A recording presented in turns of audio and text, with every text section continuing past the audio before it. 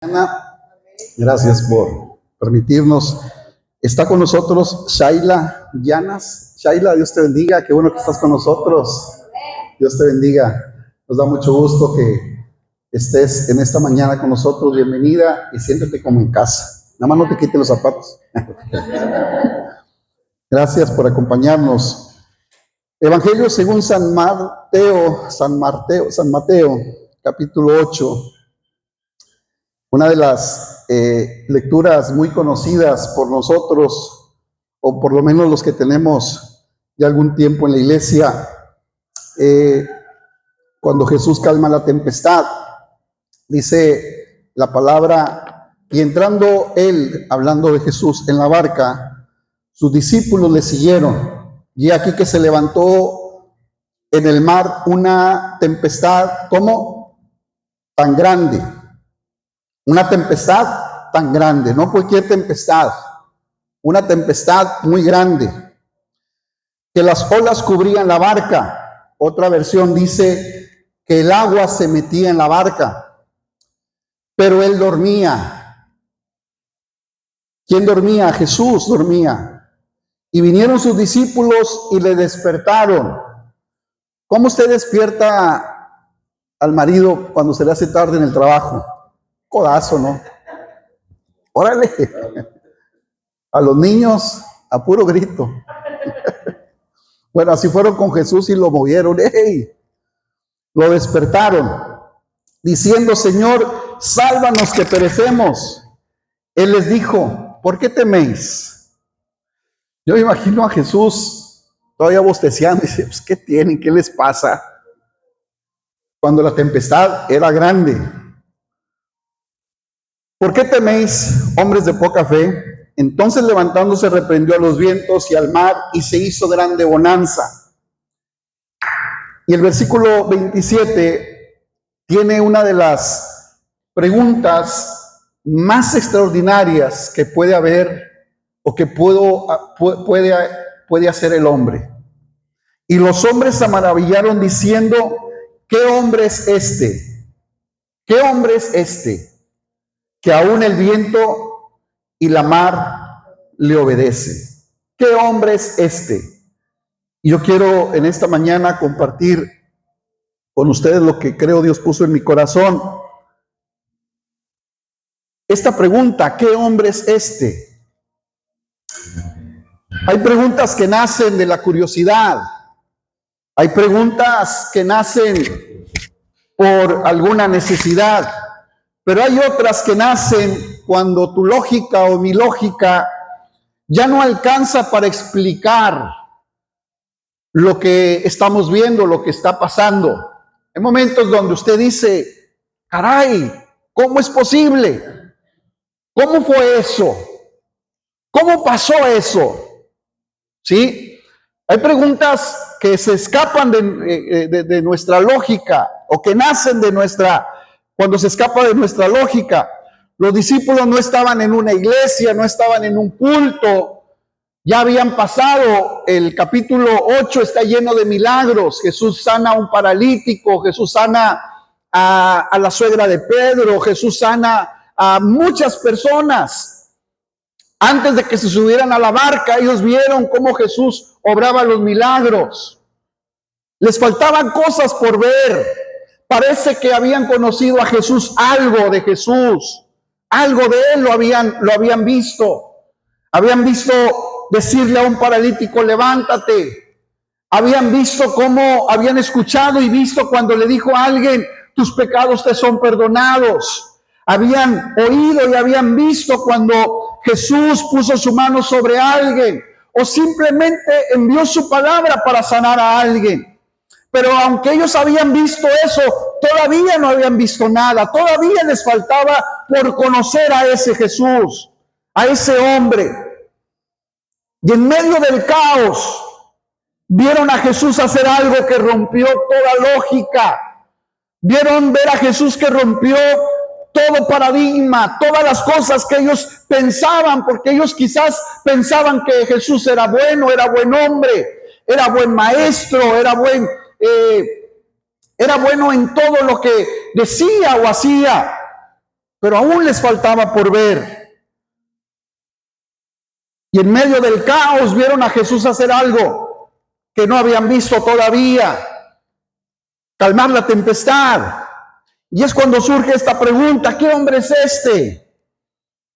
¿Qué hombre es este? La palabra ahí en esa porción de la Biblia, en la Reina Valera, nosotros encontramos ¿qué hombre es este? Pero en el original griego aparece una palabra que dice, a ver si la puedo pronunciar, potapos, que significa qué clase de, no solamente qué hombre es, sino qué clase de hombre es este. Cuando dice qué clase de nombre, que no es una palabra común, la palabra qué, sino en qué clase o qué naturaleza o de qué origen viene este hombre. Ve cómo cambia una perspectiva el decir qué hombre es este, a qué clase de hombre, a qué clase de naturaleza, a qué clase de origen pertenece esta persona, este hombre.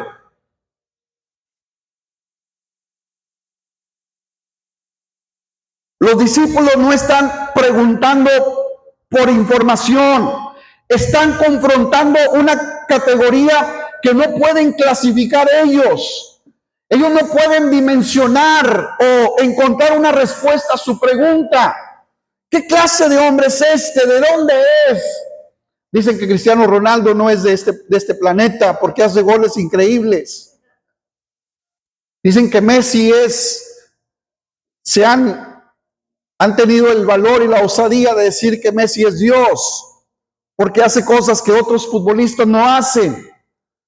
Pero cuando estos vieron actuar a Jesús, ellos sí pudieron decir de qué origen es este hombre, de qué naturaleza es. Aunque ellos habían de alguna manera en su pensamiento o han de haber estado peleando, porque cuando le dice Jesús a un hombre, tus pecados te son perdonados, los fariseos le dicen, ¿quién es este para que diga tus pecados te son perdonados? Solamente Dios puede perdonar pecados. Entonces cuando ellos ven a Jesús, escuchan a Jesús perdonar pecados y ven cómo sana, cómo levanta a los enfermos, y ahora ven todo esto, dicen, a ver, algo está pasando con este hombre. Este hombre no es de esta naturaleza, no es como nosotros, no es un judío cualquiera, no es un ser humano cualquiera, es de otra naturaleza. A lo mejor están hablando entre ellos, a lo mejor Pedro, si es lo que dicen que es, a lo mejor si es Dios.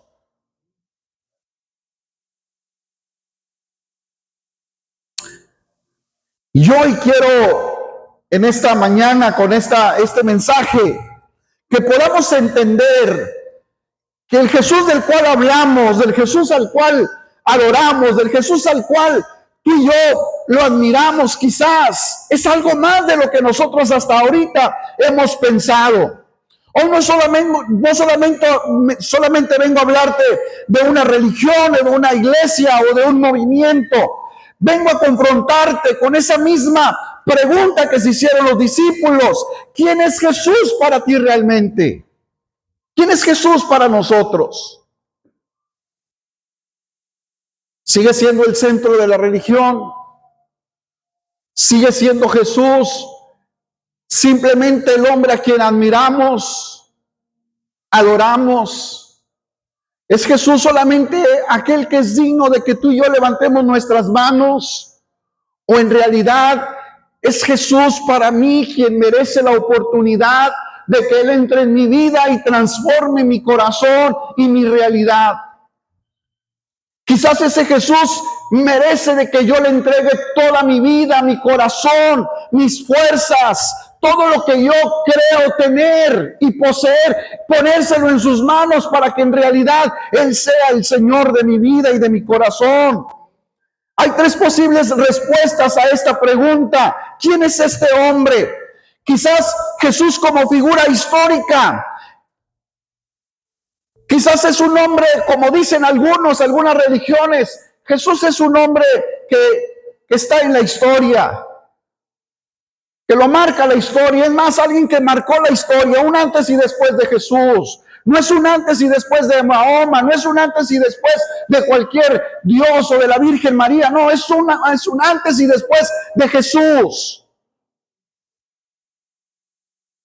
Es un intelecto sin transformación. Hay quienes conocen a Jesús, saben quién es Jesús, pero no hay una transformación en sus vidas, en sus corazones. Siguen hablando igual, haciendo las mismas cosas, aunque dicen conocer a Jesús. Es más, aunque dicen tener a Jesús en sus corazones, pero en realidad sus palabras y sus acciones dicen muchas otras cosas.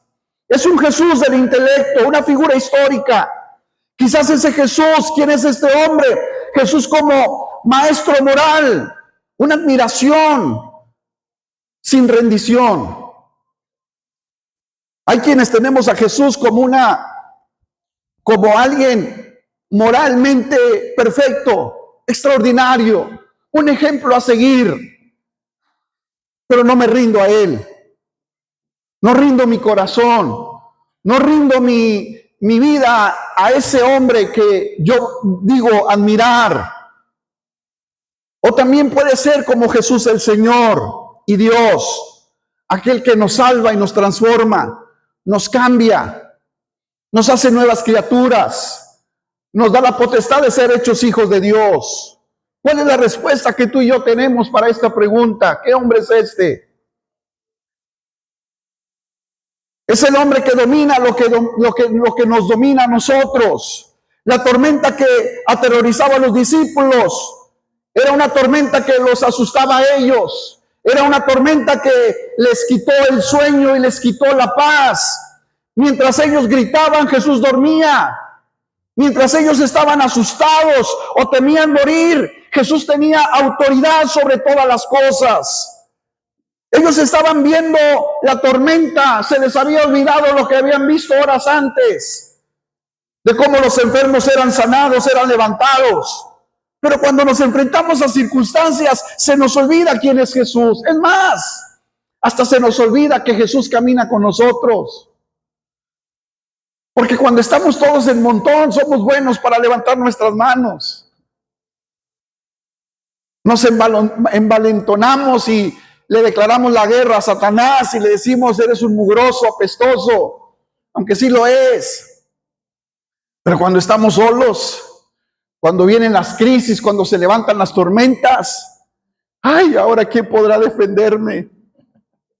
Se nos olvida que Jesús está ahí, en silencio, dormido, descansando, pero está ahí en la barca. Ellos quisieron hacer las cosas por su propia mano, controlar la situación. A lo mejor Pedro dijo, hey, no molesten al maestro, no ven todo lo que hizo, dejémoslo descansar, esto es pan comido para nosotros. Nosotros somos pescadores, nos hemos enfrentado a estas tormentas, podemos solucionar las cosas, dejen al maestro descansar. ¿Era buena la intención de Pedro, sí o no? Eso no dice la Biblia, pero yo me imagino. Después no va a salir alguien ahí que soy un hereje. Porque a veces así pensamos, hacer las cosas por nuestra propia mano y solucionar las cosas.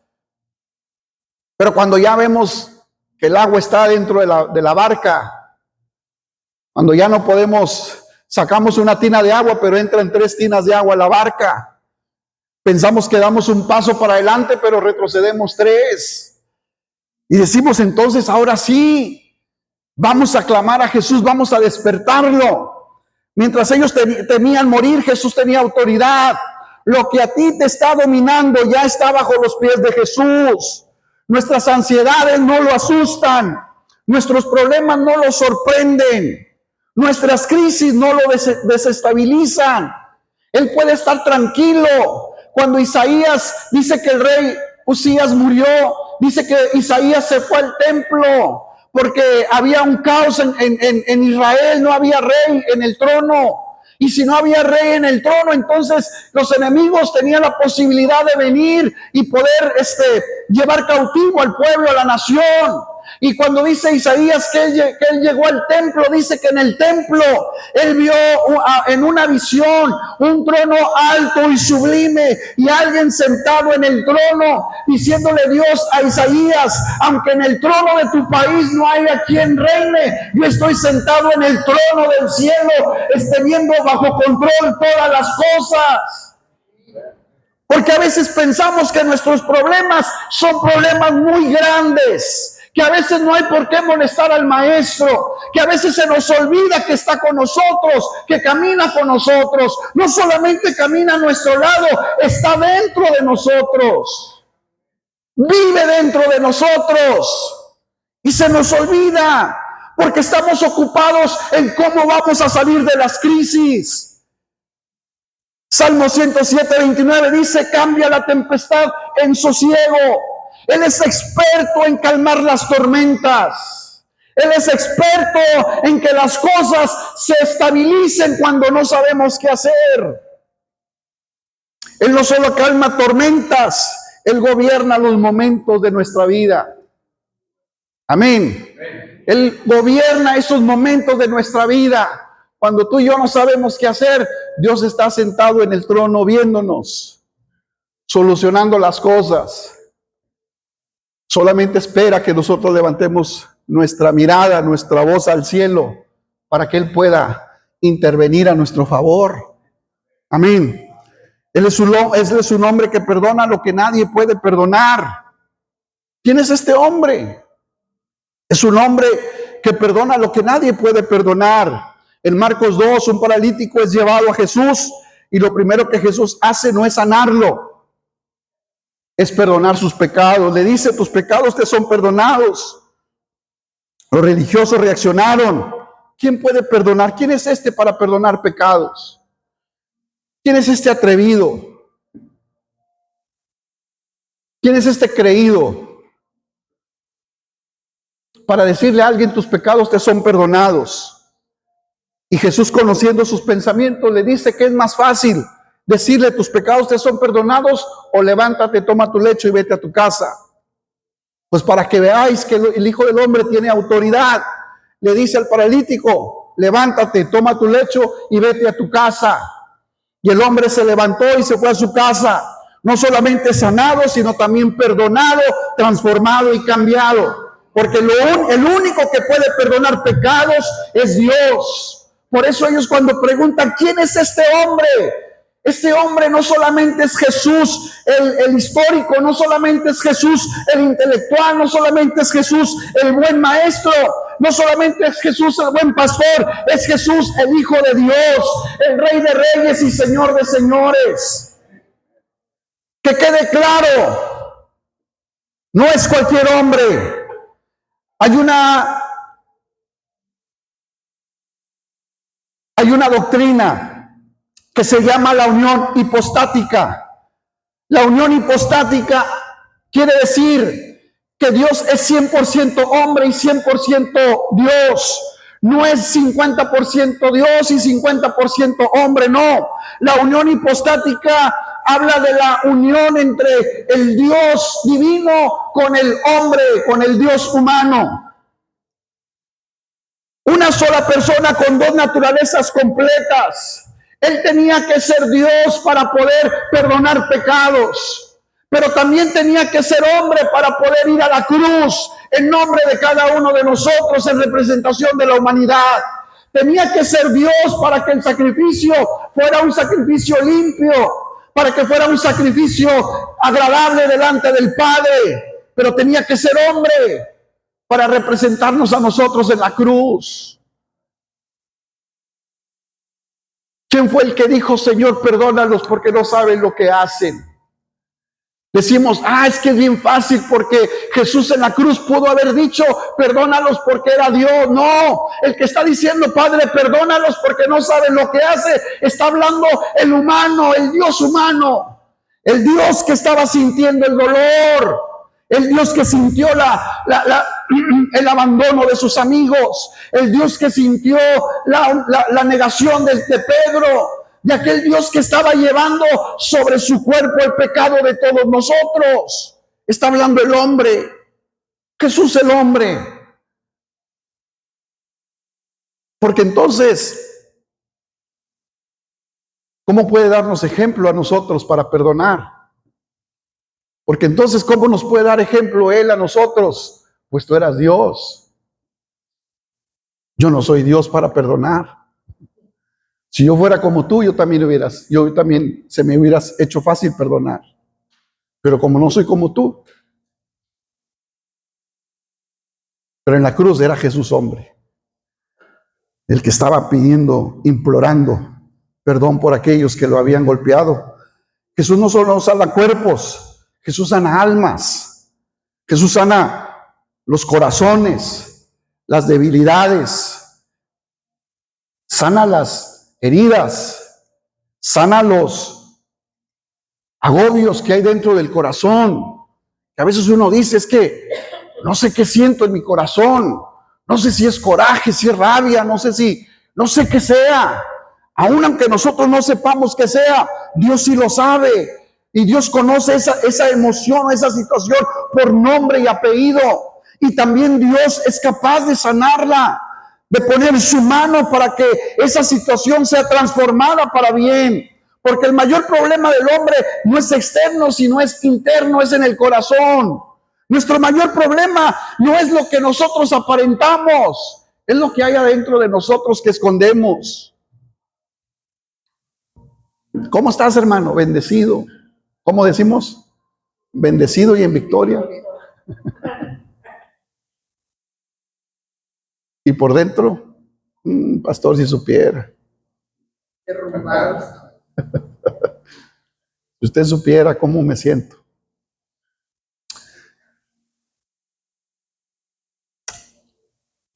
Y qué maravilloso es que Jesús sí conoce nuestro corazón. Amén. Ante Él no tenemos ninguna apariencia. Él nos ve tal y como somos, tal y como nos sentimos, tal y como estamos. No es la crisis del hombre, es el pecado, no es la caída, es la separación de Dios. Y Jesús vino precisamente a resolver eso. Jesús vino precisamente a resolver esa situación.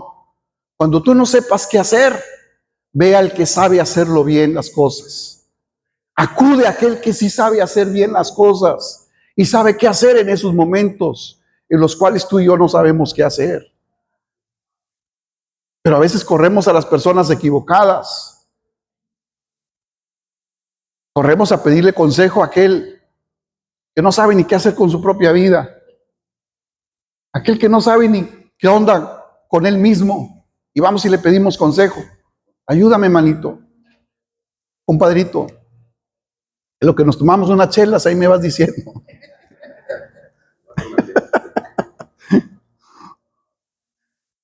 Él es el hombre que venció lo que nadie había podido vencer. Amén. Muchos han vivido, muchos han hecho milagros, pero todos terminan en una tumba. Los grandes avivadores, los grandes hombres que han hecho milagros extraordinarios, solamente se quedaron en el recuerdo. Los grandes profetas se quedaron en el recuerdo. Vas a una tumba y ahí están. Es increíble a veces pensar. Conocimos a uno de los evangelistas más grandes y extraordinarios que Dios usaba en milagros. Y cuando preguntamos de qué murió, murió de cáncer.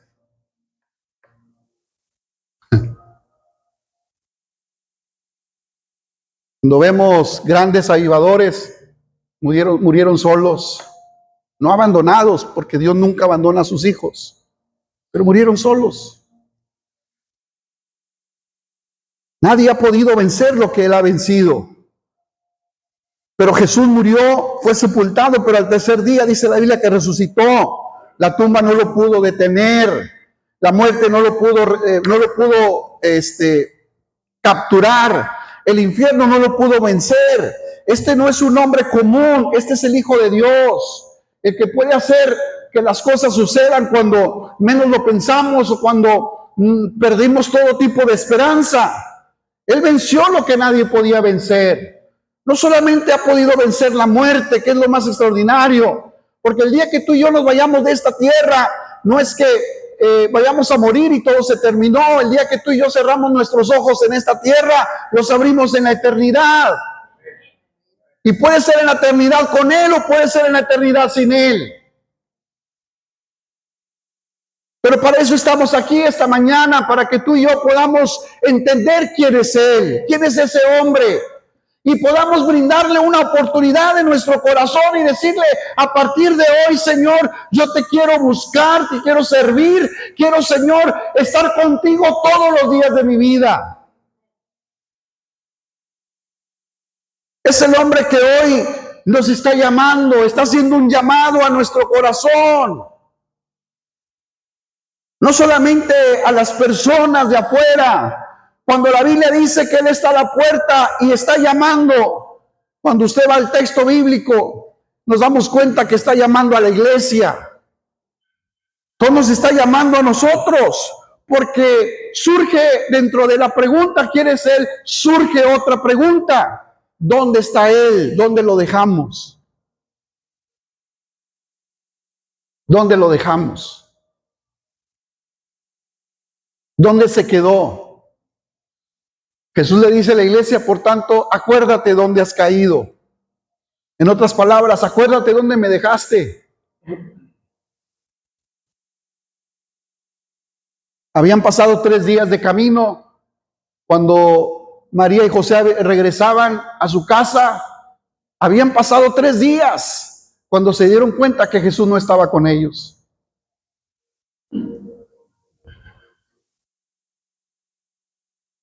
Iba a decir qué madre es esta, pero se oye feo.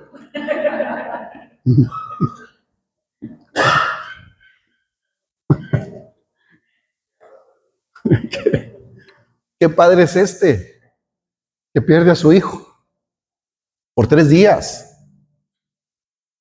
María pensaba que lo llevaba José y José pensaba que lo llevaba María.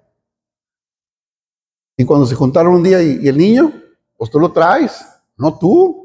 Yo pensaba que tú, pues yo pensaba que tú. Tu madre y la tuya, digo, o sea, tu madre la trae, no la tuya. A lo mejor la tuya la trae. Pregúntales y ahí están hasta que se dieron cuenta que no estaba Jesús con ellos. ¿Dónde dejamos a Jesús? ¿Dónde se quedó en nuestra vida? Porque le estoy hablando a personas que tenemos tiempo en esto, pero seguimos luchando con lo mismo. Seguimos teniendo las mismas tormentas, las tormentas nos siguen asustando, las crisis nos siguen quitando la estabilidad, la paz. ¿Quién dicen los teólogos que es? Jesús le preguntó a sus discípulos, ¿qué dice la gente de mí? ¿Qué piensa la gente de mí? ¿Qué dice?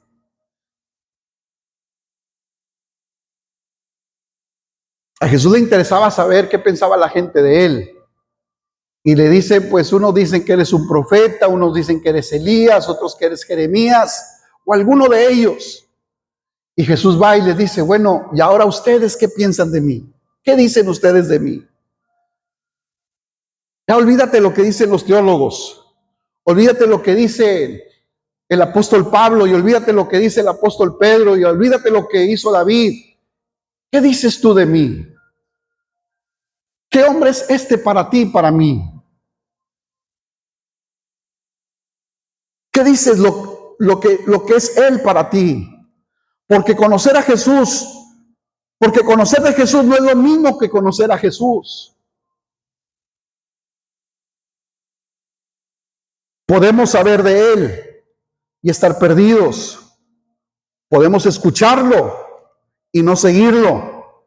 Podemos admirarlo y no rendirnos a Él. ¿Qué decimos nosotros de Jesús? ¿Quién es este hombre?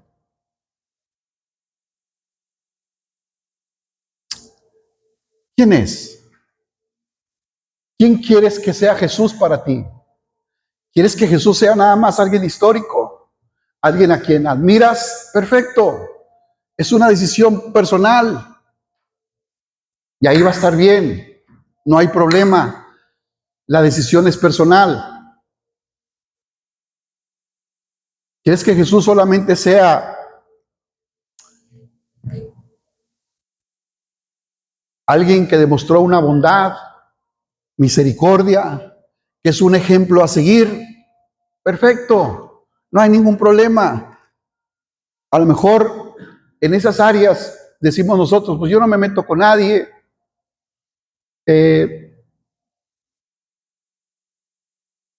creo no hacerle daño a nadie. Perfecto, no hay problema. Todos tenemos la capacidad de decidir. O Jesús quieres que sea tu Señor y Salvador, el que interrumpe tus sueños, el que interrumpe tus agendas, el que te hace hacer cosas que no quieres hacer, el que te hace humillarte, el que te hace perdonar lo que es imperdonable, pensamos. El que te gobierna, el que dice ahora sí y mañana no. El que te gobierna, el que dice no, hoy no, mañana tal vez. El que gobierna tu corazón y tu vida, el que dice, ok, mi amor, lo que tú digas. El que gobierna tu vida y el que dice, así va a ser, porque la Biblia lo dice que así es. El que gobierna nuestro corazón para que nuestro corazón le pertenezca única y exclusivamente a Él. Cuando Jesús gobierna nuestro corazón, no hay una forma de decir hoy no, mañana sí. Es hoy sí, mañana también, pasado mañana también. No importa lo que sea, no importa que esté lloviendo, tronando, relampagueando, como quiera voy a servir a Dios. Hoy han cambiado nuestras, ¿cómo le digo? Nuestras prioridades. A veces todo puede ser primero antes que Dios. Le preguntas a alguien, ¿vas a ir el domingo a la iglesia? Pues depende. A ver, ¿cómo que depende? Sí, no depende. Depende si el niño le toca juego, depende si me toca trabajar, depende si hay quienes se atreven a decir, ¿y qué tal si no despierto, pastor? Pues depende si despierto. Aguas. Amén. Pero cuando Jesús gobierna nuestro corazón, no hay forma de que alguien pueda evitar que yo esté en su casa. Porque es mejor estar un día en sus atrios que 1000 fuera de ellos. Hoy Jesús no está calmando una tormenta en un lago. Hoy Jesús no está metido en una barca para pasar al otro lado de la ciudad y poder ayudar a alguien que necesita. Jesús no está calmando tormentas, tempestades, pero está tocando la puerta de nuestro corazón. O quizás la tormenta cambió, ya no es una tormenta de agua, de viento, de ruido, de espanto, pero a lo mejor es una tormenta de depresión, a lo mejor es una tormenta de vacío, a lo mejor es una tormenta de culpa, a lo mejor es una tormenta de pecado oculto, a lo mejor es una tormenta de una vida lejos de Dios, que quieres hacer las cosas bien, que quieres acercarte, pero tus voces internas no te dejan. O las cosas que a veces pensamos y decimos, ¿qué van a pensar si llego a la iglesia? No importa lo que la gente piense, si llegamos o no llegamos. Lo importante es llegar y saber que Dios está dispuesto con los brazos abiertos para recibirnos. Me gustó mucho una historia que vi. Cuando el hijo pródigo se fue, malgastó todas las cosas. Había una costumbre, una cultura, que cuando un hijo despreciaba a sus papás y volvía otra vez, los vecinos, la comunidad lo esperaban con bandejas, con unos jarrones. Cuando él regresaba, esos jarrones representaban una maldición. Ellos, cuando regresaba el hijo a la casa y llegaba a la casa, los vecinos se juntaban, la comunidad, y quebraban esos jarrones y maldecían al muchacho por haber abandonado y menospreciado a su padre. Por eso cuando el hijo pródigo va llegando a la casa, El papá no le permite que llegue hasta su casa. Él sale al encuentro del hijo pródigo. En otras palabras, el papá le está diciendo al hijo pródigo: antes de que la comunidad venga a maldecirte, yo corro para bendecirte. Yo voy en busca tuya para poder abrazarte, besarte y darte lo que tú mereces en nuestra casa. A veces por vergüenza no volvemos, a veces por pena, porque ¿qué van a pensar los demás? Habrá alguien que nos señale con el dedo: mira el que se fue, él era el que tocaba, él era el que predicaba, él era el ujier, él era esto, era aquello, pero abandonó a Dios. Y cuando queremos regresar, a veces no lo hacemos por las cosas que traemos en nuestra cabeza. Pero la misericordia de Dios es tan grande y tan extraordinaria que no importa quién nos señale, los brazos de Dios nos abrazan, nos protegen, nos cubre, nos pone una nueva vestidura, nos pone un anillo y nos pone sandalias nuevas para que tú y yo parezcamos nuevamente lo que realmente somos, hijos de Dios. ¿Quién es este hombre? ¿Quién es este hombre? He aquí, yo estoy a la puerta y llamo. Hoy no salgamos de aquí preguntándonos quién es Jesús. Salgamos diciendo, como dijo Pedro: Él es el Cristo, el Hijo del Dios viviente. Él es mi Señor, Él es mi Salvador, Él es el que me perdonó, Él es el que me perdona, Él es el que sana mis heridas, el que rescata del hoyo mi vida, el que me rejuvenece como las águilas, el que da fuerzas al que no tiene ningunas. Él es la puerta, Él es el buen pastor que da su vida por las ovejas. Él es el alfa y el omega, Él es el principio y el fin. Él es la estrella de David, Él es el todopoderoso, Él es el que volverá por nosotros. Ya no salgamos de este lugar diciendo quién es Jesús, sino afirmando quién es Él en nuestra vida y en nuestro corazón. Depende de nosotros quién es Jesús. Depende para ti quién es Jesús. Alguien que no me escuchó, me dijo alguien. Alguien que no respondió la oración. Alguien que no hizo lo que le pedí que hiciera. Ese es Jesús para mí. Pero hoy podemos cambiar nuestra perspectiva y pensar que Jesús es más allá de lo que tú y yo podemos imaginar. Lo hemos visto obrar, lo hemos visto hacer milagros, hemos visto cómo Dios nos ha abrazado cuando más hemos necesitado de Él. ¿Sí o no? Amén.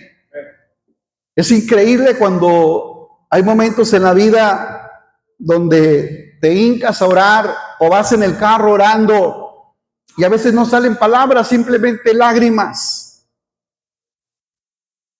Porque estás viviendo y pasando situaciones, tormentas. Y de pronto alguien se hace presente en tu corazón, en tu vida. Alguien se hace presente tan maravillosamente y nos abraza y sentimos esa paz que sobrepasa todo entendimiento. Y es algo tan maravilloso. Y cuando estos hombres hacen esta pregunta, ¿quién es Él? ¿O quién es este? Cuando dice quién es, habla de un Dios presente. No es quién fue o quién era o quién será. ¿Quién es? Habla del Dios que está presente en tu barca, en tu vida, en tu situación, en tu circunstancia, en tu debilidad, en tu fracaso, en tu éxito, en tu bendición, en las cosas que de pronto parecen grises y Dios viene para transformarlas en colores, porque es Él. Cuando habla es ese Dios que se hace presente, ese Dios del cual dice Isaías, es el que habita en la eternidad y en la santidad, pero el que también habita entre los quebrantados de espíritu, entre aquellos que se humillan, entre aquellos que entienden que aunque está en el cielo, puede descender hasta nosotros. El salmista David decía, cuando yo clamo, tú extiendes, tú inclinas tu oído para escucharme. Es un Dios cercano, es un Dios que no solamente camina contigo, está tan cerca, más cerca de lo que tú y yo podemos imaginar. Eso es lo extraordinario de nuestro Dios. ¿Saben cuál es la diferencia entre nuestro Dios y Baal? Es que Baal demanda vidas para que la gente se pueda acercar a él. Baal no es un Dios personal. Amén. Él no es un Dios personal. Él está esperando que tú, entre más gente mates, te acercas a Él. Pero nuestro Dios es un Dios personal. Es un Dios que por más leve que sea tu clamor, Él desde el cielo se inclina para escucharte y para hablarte y para decirte, he oído tu oración y he visto tus lágrimas. Para acercarse a nosotros y darnos lo que tú y yo necesitamos. Dígame si o no vale la pena conocer a ese Jesús. Es decir, Señor, a partir de hoy, Señor, yo voy a declarar quién tú eres.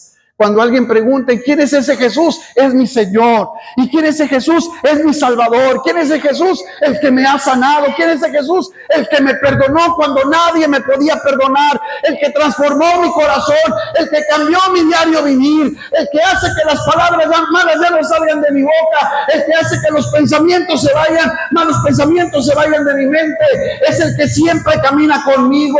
Es el que es el que siempre está a mi lado para defenderme. Es el que, como decía Jeremías, el que camina detrás de mí como poderoso gigante para defenderme. Pero también es la roca en la cual yo me puedo apoyar. Él es la esperanza de vida para nosotros.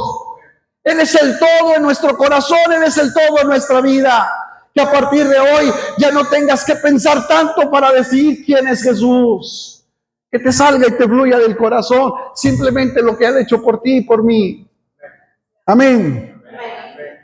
¿Quiere ponerse de pie, por favor? Yo le voy a invitar que venga un momento, por favor.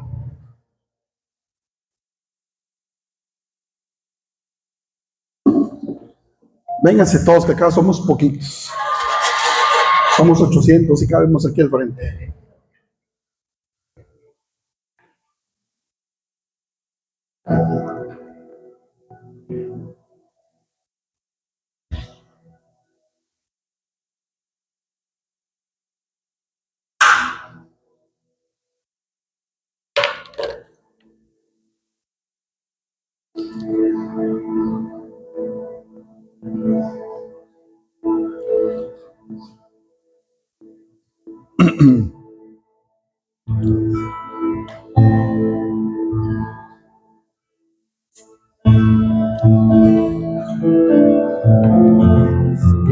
Acérquense.